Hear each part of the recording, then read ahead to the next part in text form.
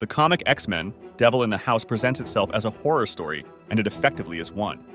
We start with Jubilee in a terrifying dream where she is being relentlessly pursued, designated as the final victim. A narrative voice inquires, "What can firecrackers do against an atom bomb?" as Jubilee struggles without her usual confident demeanor. She stumbles upon Wolverine's lifeless body lying on the ground. She wonders that if all the X-Men have fallen, then who could still be hunting her? Suddenly, a drop of blood hits her forehead, and she hears the unsettling sound of rustling leaves and a cold, harsh wind. In an unexpected moment, Sabretooth attacks her, leaving Jubilee with a sense of impending doom. Jubilee's scream pierces the night's silence as she awakens from her dream. She isn't scared of imaginary monsters, but she is genuinely frightened by a real threat housed within the basement.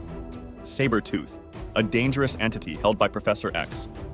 Jean picks up on Jubilee's panic and soothes her, then discreetly calls Cyclops, Storm, and Beast to a pre-dawn meeting away from the Institute. As Professor Xavier attempts to reform Sabretooth, the X-Men grapple with a moral dilemma. Beast questions their ethical obligations towards the containment of this formidable adversary.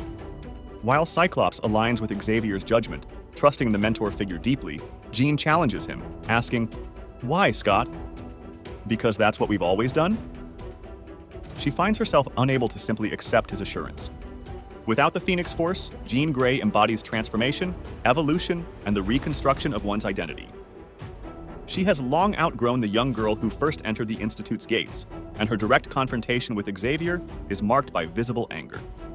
It could be said that Jean is perhaps Xavier's finest pupil, for truly inheriting his vision involves challenging it. The X-Men face heightened vulnerabilities following a series of tragedies: Illyana Rasputin's passing, Colossus's betrayal, and Magneto's recent assault on Wolverine. Jean deeply comprehends the ease with which darkness can undermine even the most virtuous spirits. How can we trust any move we make, any word we say, with a madman like Sabretooth in the house? Implicit in the narrative, though not overtly expressed in this issue, is that Sabretooth poses a distinct threat to the female members of the household. As Psylocke attempts to bring Sabretooth his psychic injection, he seizes her and kisses her against her will. His remarks to Jean about desiring the soothing effects of her psychic abilities carry an overtly menacing tone, as he suggests he could give it to her too. While Rogue's invulnerability shields her from physical attacks, Sabretooth exploits what he knows about her relationship with Gambit to mentally torment her, reminiscent of Hannibal Lecter's psychological tactics. Jean understands the severity of this threat better than either Xavier or Cyclops. This danger casts a darker shadow over Jubilee's nightmare, featuring a predatory Sabretooth, making Jean's face-to-face challenge with him all the more significant. The narrative builds to the climactic confrontation foreshadowed on the cover. Dressed in her uniform, Jean approaches Sabretooth's cell to administer his psychic treatment. Creed mocks her, knowing she only came because of her feeling for Logan. Amidst his hackneyed, villainous banter, which sounds tiresome and ineffective, Sabretooth lunges at her only to crash against the unseen security barrier. The roles on the cover of this issue are dramatically flipped in this panel. Sabretooth writhes on the ground while Jean looms above, encircled by a halo of pink psychic energy. He has grossly underestimated her. Her love for Logan and her protective instincts towards her teammates are the source of her formidable strength and fearsome presence.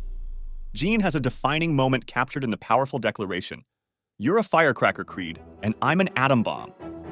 Jean embodies a volatile mix of immense power and deep emotion as a mutant. It's as if she harbors two phoenixes within her. The confrontation with Sabretooth is brief.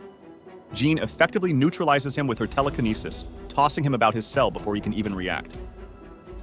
At one juncture, she psychically manipulates his hand to demonstrate the brutality of his own claws, questioning if he ever considered their painful impact.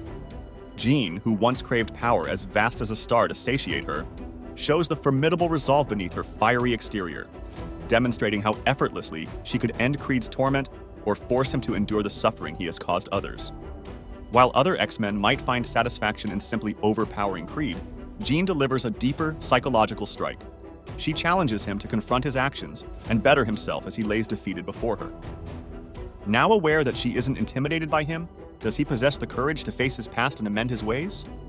The following day, Jubilee, determined to face her fears, brings Sabretooth his breakfast. She discovers him serenely meditating in his cell, where he comments that Red was the truly courageous one.